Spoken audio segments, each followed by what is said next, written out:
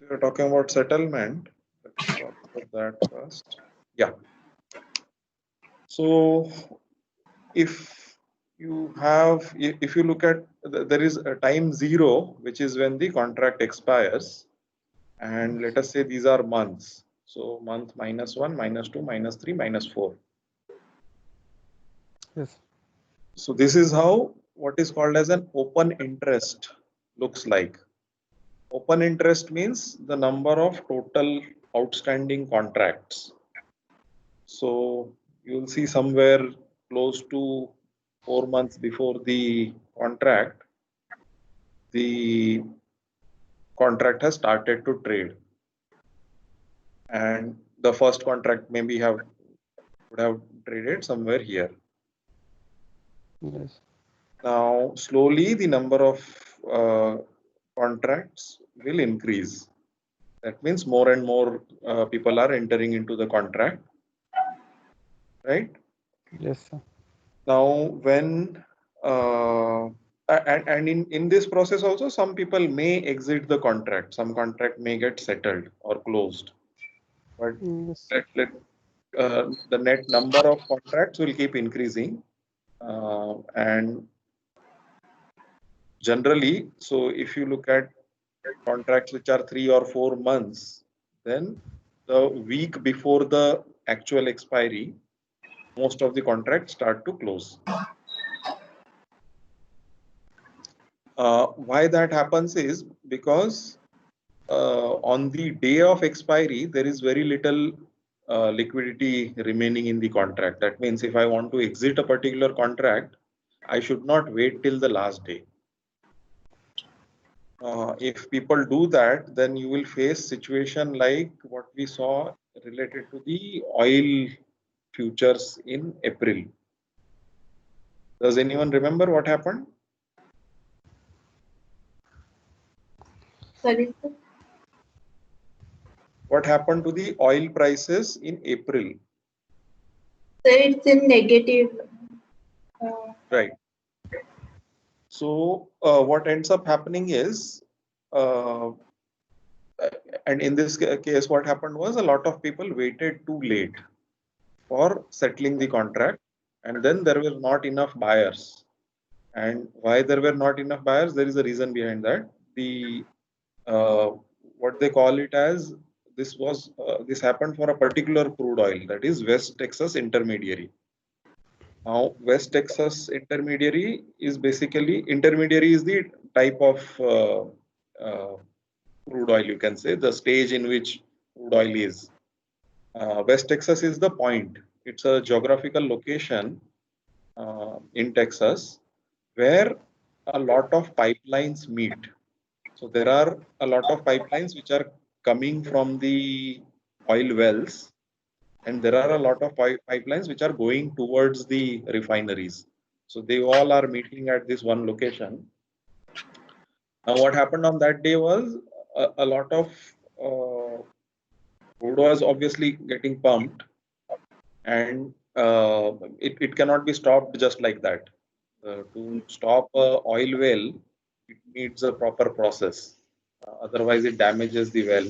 So you can't simply turn off the valve and close the well.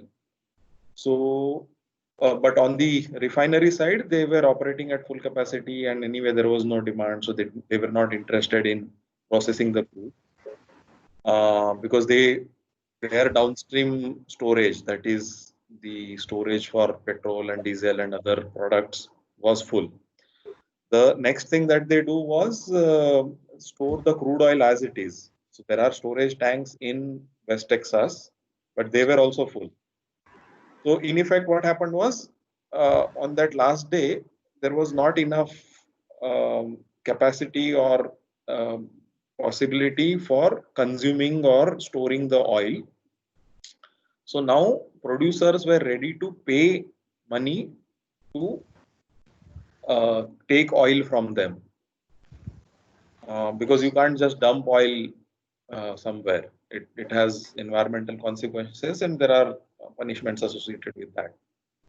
So that thing happened because people waited a little too late for settling their futures. Had they started settling maybe 2-3 weeks before, they would have gotten positive price.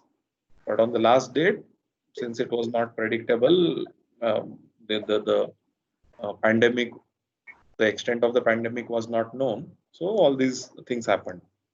So to avoid such a situation, so in other words, towards the closure or towards the expiry, your liquidity is low. That means you may not find a buyer if you are the seller, and the other way around. If you are a seller, if you are a buyer, you may not find a seller.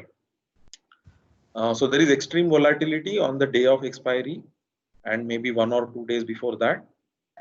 Therefore, it's better to close the position well in advance. That is generally 1 week. There is another reason why people exit the contracts 1 week before, because they don't really want to settle it on the day 0. They actually may want to settle it in the next month, that is somewhere here. So what those people will do is they will exit this contract and enter into the next contract. We know that there are that near month, middle month, and far month futures that are getting traded. So if I am in the near month future, but I am interested, that is, let us say in our case right now, it will be the August. We have not still expired the August. So I will exit the August contract and buy the September contract if my real interest is in the September. So those are 2 reasons why people settle well in advance. You will, yeah. Sir, if they will enter into another contract, then the premium will be charged higher. Yes. So not premium. So in contracts, there is the future contracts, there is no premium. Yeah, if it's an option contract, there will be a premium. But yes, they will incur transaction cost. They will have to again pay the margin money. But when they settle this existing contract, they will get their margin money back. So in a way, they may not lose the money. But in case of an option, yes, they will lose the current contract's option, and they will have to repay one more option for the premium for the next contract. Because option is like an insurance. So what you pay is lost unless you make use of it. So in the case of an option contract, if you don't exercise the option, then you may not win. You will lose the option premium. You just paid it for nothing. Now, yeah. So, yeah. Any other questions? No. Right. No. So there is one more thing that you will observe is here there is a spike before 2 months. That I have basically shown to indicate that though there are many people who are exiting here closer to the expiry are actually entering into a next contract somewhere here. So till this point, it was a sort of a straight line or a linear growth, but then there is a spike somewhere here, and a similar spike may happen just before first month also. So basically, those are what is called as a rollover. That means I have the August futures contract, but now I want the September contract. So I will exit from August and enter into September. That is the rollover. So this is the increase because of the rollover. Okay. Let's now go back to. Is the screen flickering for you? No, sir. Something for me, whenever I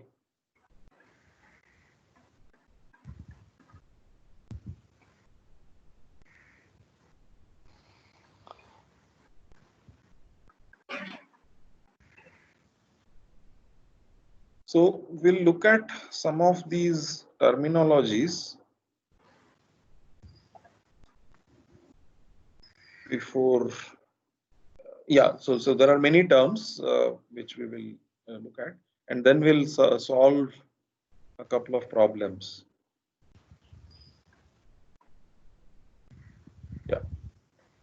Now, first is volume of trade.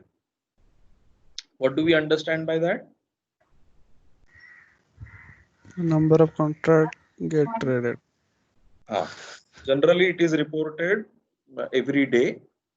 So, in a day, how many either a forward contract or an option contract got traded? Yes. Now, this information is better known in case of exchange traded contracts, but there may be privately traded ones also, which we may not get to know. Okay, before going to daily settlement, I'll also mention we just talked about this open interest. Open interest is nothing but sum total of daily trades. So you saw that the number was increasing like this. So basically, this day's open interest was this much, this day was this much, then this much, then this much, and so on. So that's how all the increased quantity adding together gives you the volume of trade.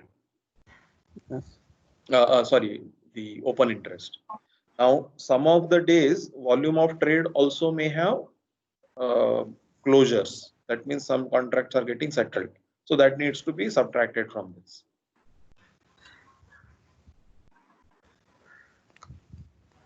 Daily settlement price is basically the price at which the contracts are getting settled, and this is at the end of the day. Open interest we just talked about. Closing out means I am exiting the contract. Right. We touched about this a little bit in the videos that I shared. So futures and forward contracts, and also for options, there can be two varieties. We talked about delivery arrangements. So as we just heard about this West Texas Intermediate, the contracts entered into the delivery arrangement are those intersection point in the West Texas. So even if I am, so let us say I am Reliance Industries and I am buying West Texas crude, I enter into that contract, I have to go to West Texas and take the delivery of that contract, the oil that gets. So similarly for gold, there may be these major cities where the delivery take place. For agricultural commodities, they have certified warehouses. So for example, for onions, it's in Nashik. For cotton, it's in 2-3 different places. So such places, the delivery takes place. Now, a large number of, which is actually inconvenient, because I may not, if I am in part A of the world, I may not want to go and take delivery from part B. I may not have that much of energy and wherewithal to do all that. So I prefer to take delivery from my local vendor. But I do want to take advantage of the forward prices, because my local vendor does not give me futures contract. He says cash pay delivery. So in such cases, I want to get into a contract which is a cash settlement contract. That means I will either pay or receive cash and close the contract. So the gold example that we discussed a few slides ago is the example of a cash settlement. Yes, sir. So in cash settlement, what happens is when the contract is closed, either on expiry or before expiry, one of the parties has to compensate the other party for any of the price movements, right?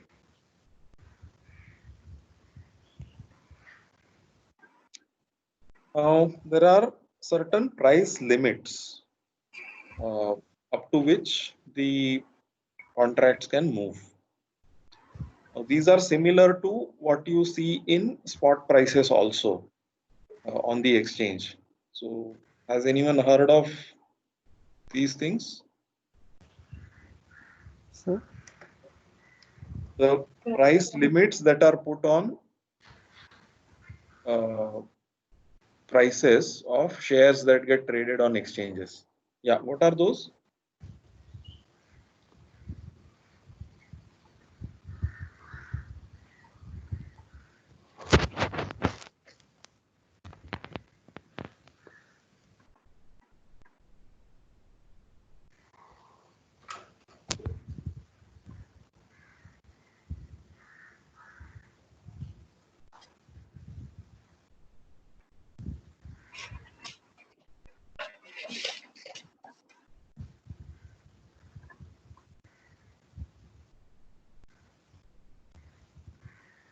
So, I'm now forgetting the name of the company. Just check.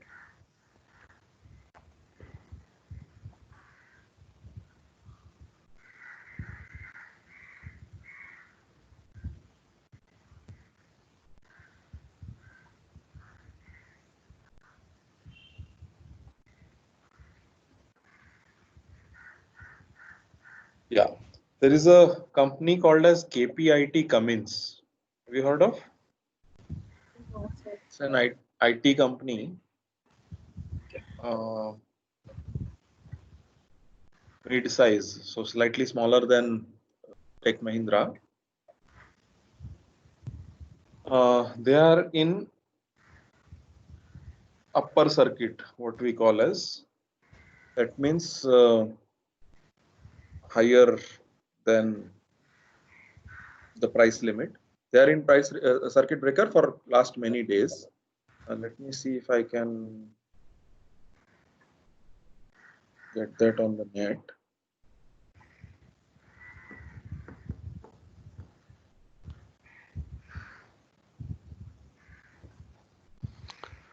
So now their name has changed to KPIT Technologies. Originally it was KPIT Cummins.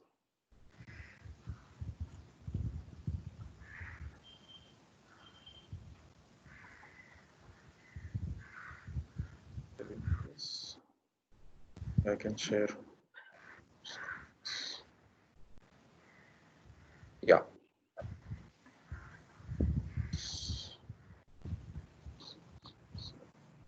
Yeah, if you see here, there is a linear increase. And this is about 5% or so. Yeah, 3.5. About 5% increase every day, which is because it's in a circuit breaker.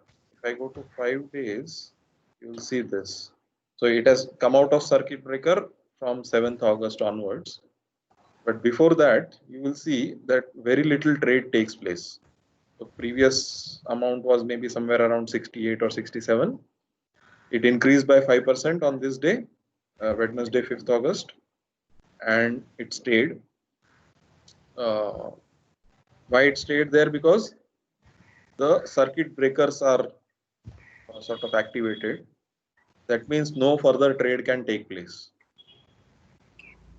Then on the next day, maybe towards the end on that day, or sorry, next day, some price fall did take place, but again, immediately the price hit the circuit breaker.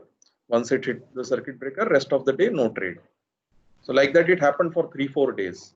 If you look at the monthly thing, find that all these days from August 3rd, 4th, 5th, 6th, 7th are all circuit breakers. So why circuit breakers are triggered is because the exchange has set a price limit.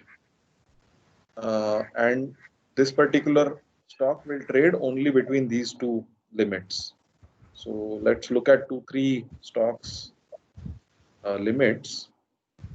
You too must be familiar with this NSE website.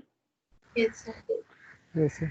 You need to keep checking different features in this. Let's look at one of these companies. Say Titan.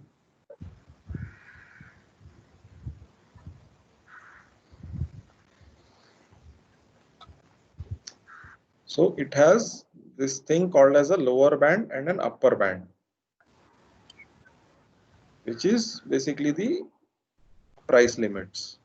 So if yesterday's close was 1107, if price had fallen below 996, that is roughly 10%, I think, or above 1218, it would have hit the circuit. Now, this, I think, no band means it doesn't actually apply to this. But if you look at a small company, just say Dixon, or even that KPIT, we'll look at KPIT actually, that will make it more clear. It has the price band which applies. But in case of Titan and large companies, it doesn't really apply because it is believed that there are sufficient number of buyers and sellers in that. I'll come to that. Let's look at this KPIT once and increase this. Yeah, so KPIT also has a band. Right? Yeah, so why would they be putting a band? Maybe the stock price limits between these prices. Basically the exchange and the regulators want the price to stay within this limit. They feel that in normal course, price will not fluctuate beyond this. If at all it is fluctuating, it means there is some manipulation taking place, which means there are a small number of operators are actually rigging the price and artificially increasing it either too high or too low. So this is possible in smaller companies. It is not possible for very large companies. And I'll also tell you a reason why. In this small company, so in case of KPIT, yesterday's trading volume was this much, which is about 20 crores. So 5 or 6 traders can come together and get into this much trade. It's possible to rig the price. This amount is very small compared to its market capital. Its market capital is around 2000 crores and 20 crores is hardly 1% of that. Now let's look at one of the large companies. Let us say Infosys.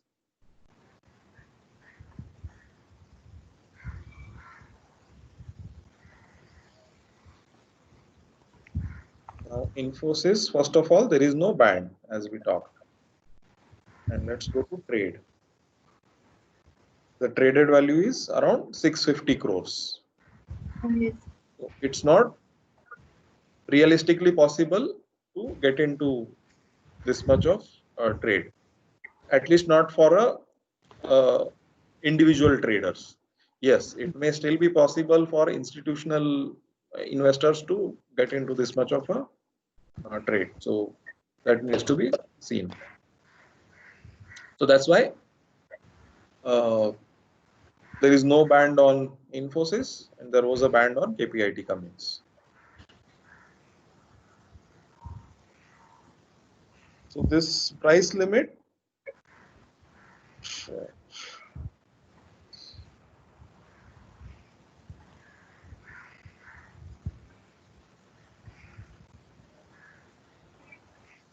yeah. So this price limit is basically why we put it is so that there is no unusual amount of trade or unusual prices, unusual jumps that take place. These basically, there is a rule that they apply that some companies will have a 5% circuit breakers, some will have 10%, some will have 20%. So, and that rule starts from the largest companies. They look at market capitalization of so much and above, and its volume of trade should be so much and above. So there is some detailed calculation behind it, which I am not aware of. But generally speaking, highly traded large cap don't have any limits. Then the next ones will have some limits, and the smallest ones will have the stringent limits. Yes, sir. Sir, is there any company who are not having this band limits? Just now we saw no the Titan Yes. and Infosys. So most large companies, I will say among the top 50 or top 100 companies, they won't have any limits because there are a large number of buyers and sellers in this. So it's not possible for a few operators to come and rig these prices. Any given day, there is some 600, 700 crores of turnover taking place. So if I and my friends, we decide to sort of rig the price, we will run out of money before we are able to influence the price. So these are what we call as liquid stocks. They are not possible to manipulate. There is sufficient amount of trade taking place in that. But if you look at other companies, KPIT is just one example. That is still a popular one. There are so many lesser known companies which hardly have any trade taking place on a given day. So such securities are subject to getting some manipulation, and that's why to avoid such a thing, the regulators put some things. And even actually there are analysts who are explicitly interested in circuit breakers. So at the end of the day, they will look at all the stocks that were in circuit breakers and try to see whether there was any reason there is something going on behind these stocks, and take positions accordingly. So there are all kinds of signals that come out of this. Any other questions before we proceed? No, sir.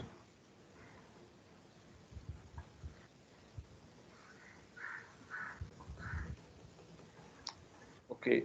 Next is quotes. I am sure you are following the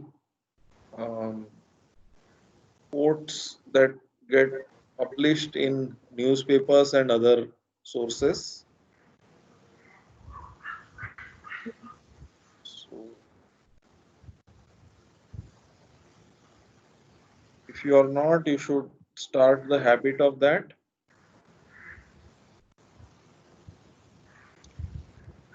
Now, this is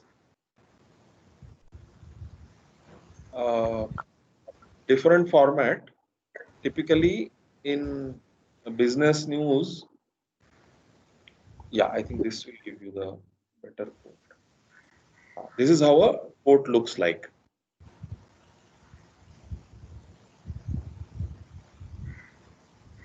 In a business daily, you will find column like this, a row like this for large number of companies. You will have, instead of date, there will be name of the company. This won't be there generally. Then you will have open, high, low, previous close, LTP, which is last traded price, and close. Now, since newspapers get printed, you are able to see this, right? Yes, sir. Yes. Okay. Since newspaper get printed when there is no trade taking place, they generally don't have this column, which is last traded price. But this website will have, because uh, the website you can access during trading hours also, and last trade price will be different from close. Close is when the markets close. Yes. Then there is this VWAP. Newspapers don't give it. It's useful for analysis. We won't be using it in this class, but otherwise, this is basically volume weighted average price. In a day, the price may have moved a lot from open to high to low to so on, but most of the trades have taken place at this price. So if I read this particular line, a lot of trades have happened at 952.75. Although currently the price is somewhere around 950, because in the day the stock had gone to a high of 957. and a lot of trades happened in that range, 953, 954, so on. So that's why the volume weighted average price is for the day is 952.75. What are these two? It is 52-week high and 52-week low. Right. That gives you an idea about what was the highest and lowest. And we can see that we are slightly below the 52-week high. 52-week low was 500, high was 986, and you are more close to high than low. What is volume? The volume of trade on that day. Value is basically just that. Number of trades this exchange has started giving it. So this volume, it also tells you whether it was broad based. That means a large number of people were involved or only a few people traded this. So sometimes in small securities, you may find that hardly 200 people or 150 people have participated and executed this volume, which is not the case here. Right. So this is how a spot price quote looks like. In case of forward also, you will find nearly all the columns. Okay. In place of volume, they sometimes tell the open interest also. So yeah, and on the exchange, instead of the series being EQ, it will become forward.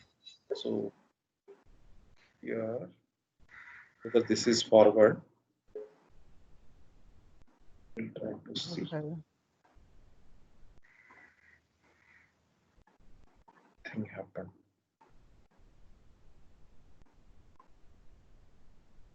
Thing happened.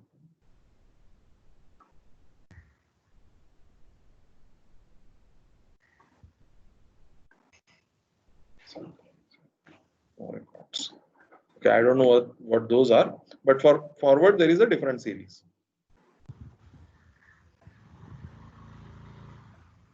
Yeah, we'll see it a little later actually. In three.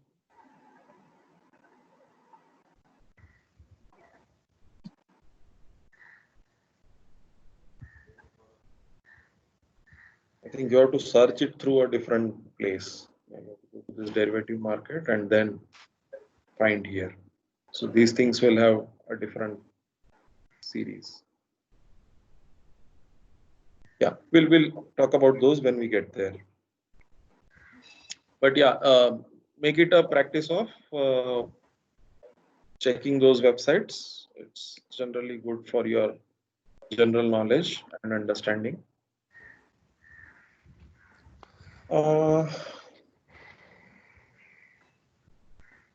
Yeah, we'll just take this slide and then move to the problems.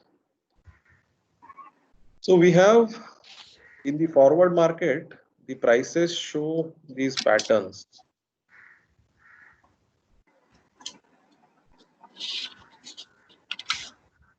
What is called as a normal, inverted, and mixed pattern.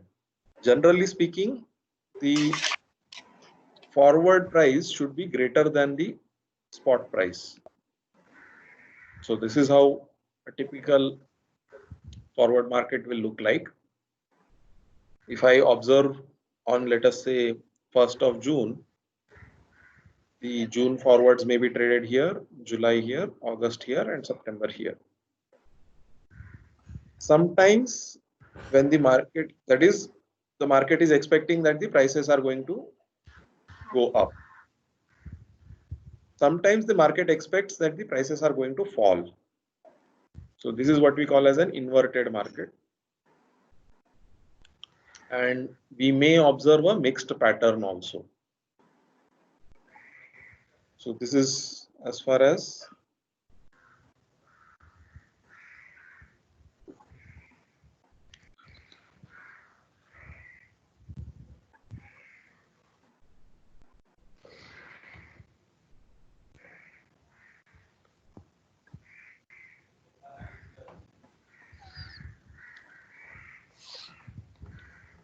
okay.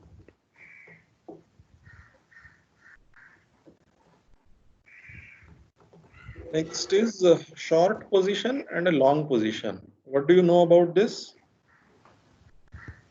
Set Short short position. trader first sell the securities. Hmm. We're expecting they will buy it in later. And Okay. Satyajit? Yeah, Yes, sir. that is partly true. You want to add anything? Yes, sir. In short position, the investors are expecting the price to go down. That's why they first sell, then buy at a lower price. Ah. That- And long position is the reverse, in which I take positions such that I benefit from price increases. So the definition as such is, in short positions, I take either security buy, sell, or any derivative positions such that I benefit from fall in prices. And in case of long position, I benefit from increase in prices or rise in prices. So I may not necessarily sell the security. I may do something else also, which we will talk about subsequently. For example, I may buy an option, or I may buy a forward contract.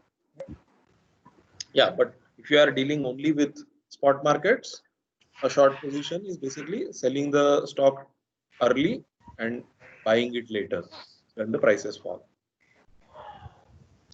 Right. We talked about this near month, middle month, and far month. So this example, if it is June right now, then the near month is July, middle month is August, and September month is the far month. And assuming that the June contract is not being traded. But if it is 1st of June and June contract is getting traded until, let us say, 20th of June, then near month becomes June.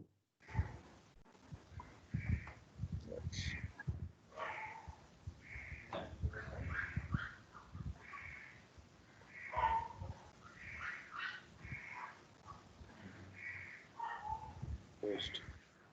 Stop sharing, right? Yes, sir.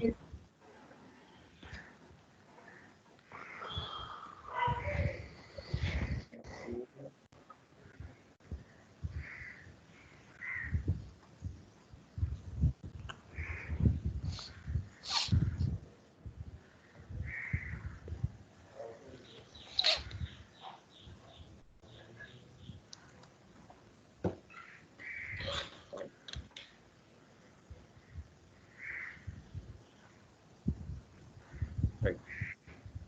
Now we have what is called as margin. So there is initial margin, and then there is something called as a maintenance margin. So it's first. Uh,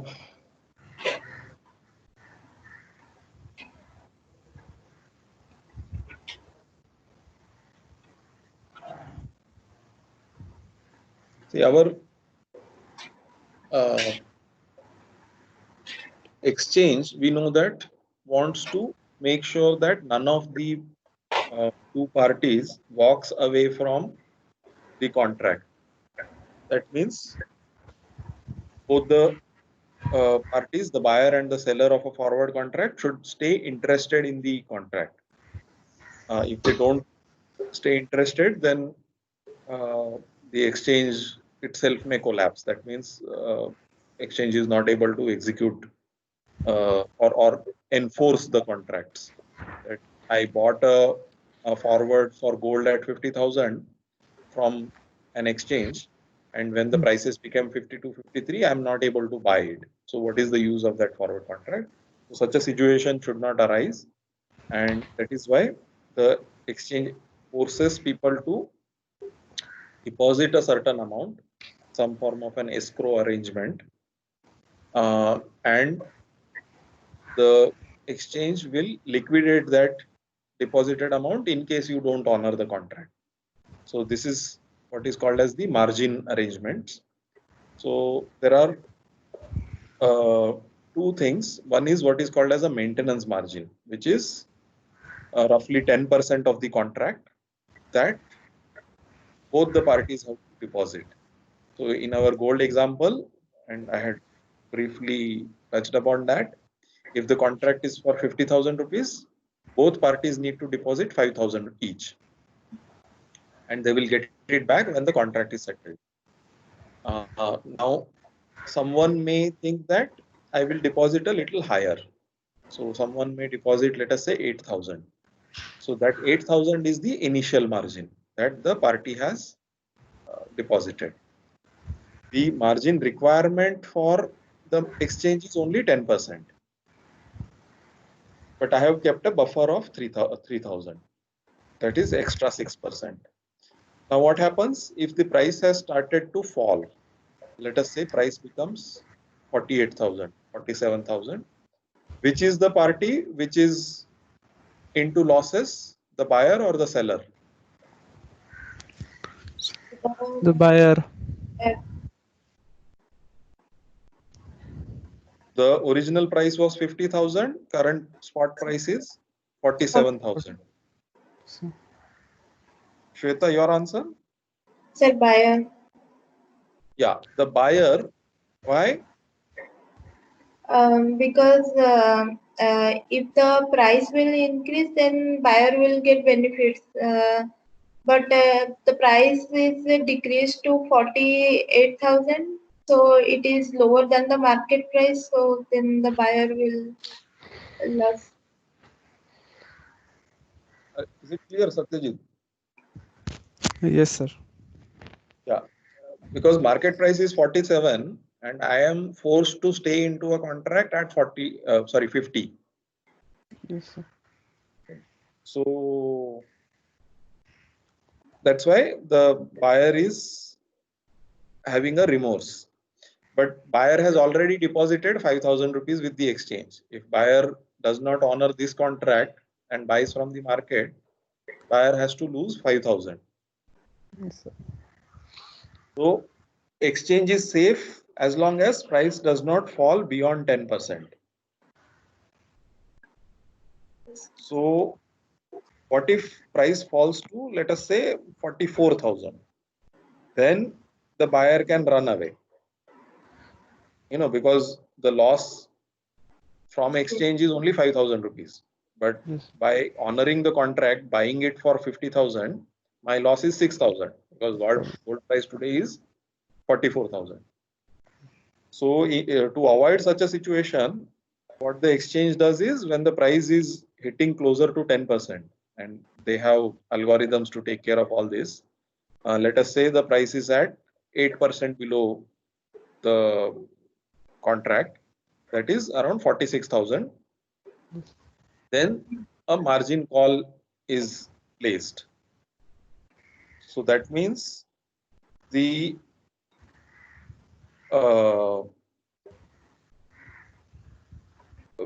broker will get a signal, a message that you need to deposit more money, and the broker actually physically makes a phone call to the account holder and asks them to deposit additional margin, which may not be if the phone is not reachable or if the party is not ready to pay, then the position is forcefully closed out before the price hits 45,000 and below that. So exchanges are very particular about this, and they will sell your contract to someone who is ready to take the contract. So such things do happen, particularly when price movements are very extreme on a given day. Like sometimes on one day, exchange fluctuates by 5%, 7%, and so on, the index. On such days, these margin calls get triggered. Now, what happens when the call is placed and the party agrees to pay? Then the party has cushion. So originally I had paid 5,000 rupees, and subsequently there was another call and I pay another 3,000 rupees. So then I am protected until, say, price falls to 5 plus 3, that is 8,000. That is 50 minus 8 is about 42,000. So such things do happen, particularly in volatile securities. And to avoid these calls being placed, and I have to again arrange for money and all that, people often give initial margin which is greater than what is the requirement of the exchange. So initially itself, instead of depositing 5,000, I'll deposit 8,000, so that I don't get in between disruptions. So is it clear? There is a Yes. margin requirement of the exchange which actually varies from security to security. Generally speaking, it is 10% of the contract value, and a party may deposit more than that. That will be the initial margin. If they don't, then they may get some what is called as the margin call. Okay. Yeah, this margin call depends on this mechanism called as mark to market. Have you come across this word? Yes, sir. So what does it mean? Sir, market is a method. It basically measures the fair value of an account, and by observing this value, we can easily predict the financial situation of a particular company, uh, um, and it's the impact on the recent situation. How the current situation will impact the financial situation of a particular company. Satyajit? Yes, sir. Sir, it's the fair value of the assets and liabilities. Huh. Particularly investments. Yes. So fair value of both marketable securities and other securities. So for marketable securities, generally, the old wisdom was to price everything or value everything based on the acquisition cost. So if I purchased Reliance shares, say 10 years ago at 300 rupees, then if, they will reflect in my books at 300 only, although the current price is maybe 2100, 2200. But when there is mark to market, then I should reflect the latest prices. So the concept applied to derivatives is that the margin calculation is not based on my price on the date of entering the contract, but price as on date, but the market price as on date. So we know that the gold contract was entered in rupees, and its margin at 10% would be 5,000. But if price fluctuates in between, then the margin amount will change. So basically, every day the contract value is marked to market. So at the end of the day, they find out what is the price, and they calculate the new margin requirement, and that will be the margin requirement for the next day, and so on. So this is the whole mechanism. As a result of mark to market, you will have this margin calls.